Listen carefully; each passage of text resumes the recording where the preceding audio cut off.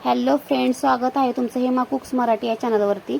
मस्त असं बाहेर पावसाचं वातावरण चालू आहे, खूप असा पाऊस पडत आहे। तर मस्त अशी सर्वांसाठी मी घरच्या घरी हॉटेल स्टाईल हैदराबादी पनीर मसाला ही रेसिपी बनवली आहे। ती तुमच्यासाठी सुद्धा जर बनवायची असेल तुम्ही ही रेसिपी पूर्ण पाहू शकता। इथे मी 150 ग्रॅम पनीर घेतलेलं आहे। पनीर छान असं लांब आकारामध्ये क्यूबमध्ये आपल्याला कापून घ्यायचं आहे। पनीरचे तुकडे छोटे कोठेही करायचे नाहीत।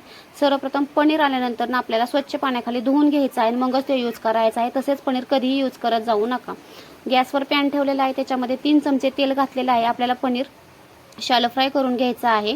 छान असं मंद आचेवर 2 मिनिटं एका बाजूने आणि 2 मिनिटं दुसऱ्या बाजूने आपण शॅलो फ्राय करून घेणार आहोत। तर असा बाहेर पाऊस पडत असताना वेगवेगळ्या भाज्या खायला, गरम गरम कोणतीही वस्तू खायला आपल्याला खूप आवडते आणि आपल्या घरच्यांना सुद्धा आनंद मिळतो। तर करायला काही हरकत नाही। तर तुम्ही पण ही रेसिपी नक्की करून बघा, तुम्हाला ही नक्की रेसिपी आवडेल।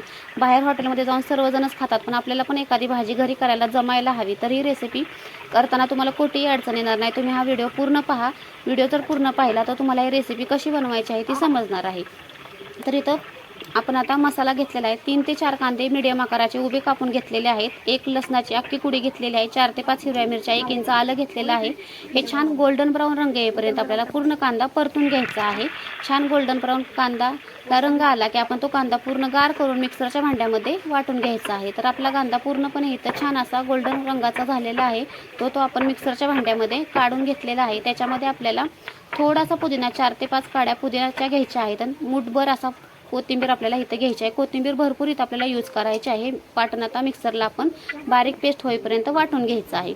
तर तुम्ही पाहू शकता आपण मिक्सरला वाटून घेतलेलं आहे। आता आपण कढईमध्ये गॅसवर कढई ठेवून त्याच्यामध्ये पुन्हा तेल घालायचं आहे। त्याच्यामध्ये 4 ते 5 लवंगा, दालचिनीचा 1 तुकडा, मोठी विलायची, तमालपत्र आणि आपल्याला गरजेनुसार बारीक वेलची जर घालायची असेल तर ती घालायची आहे। ती छान असं 2 मिनिटं आपल्याला झाकून ठेवायचं आहे। 2 ते 4 मिनिटं बारीक गॅसवरच तेल सुटेपर्यंत आपल्याला ते झाकून ठेवायचं आहे। तोपर्यंत आपण इथं 50 ग्रॅम दही घेतलेला आहे। त्याच्यामध्ये अर्धा चमचा मसाल्याचा हळद घातलेली आहे, गरम मसाला 1 चमचा घातलेला आहे, अर्धा चमचा लाल तिखट घातलेला आहे आणि 1 चमचा किचन किंग मसाला घातलेला आहे। ते छान असं फेटून घ्यायचं आहे आणि हे तेल सुटलेलं आहे याच्यामध्ये हे दह्याचं जे आपण पेस्ट बनवली आहे ती त्याच्यामध्ये घालून छान अशी परतून घ्यायची आहे। 2 ते 3 मिनिटं छान परतून झाली की इथं मी 1 ग्लास पाणी घालून घेतलेलं आहे। आपल्याला आता हे मंद आचेवर शिजू द्यायचं आहे।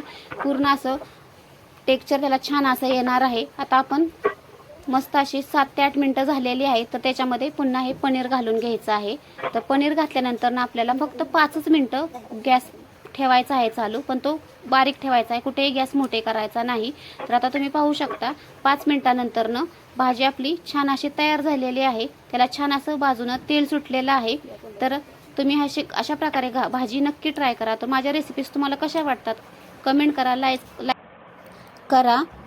तुम्हाला भाजी आवडली तर नक्की करून पहा। मस्त खा, हेल्दी राहा। रेसिपी खूपच सुंदर झाली होती, तुम्ही नक्की ट्राय करा। चला तर मग पुन्हा भेटूया।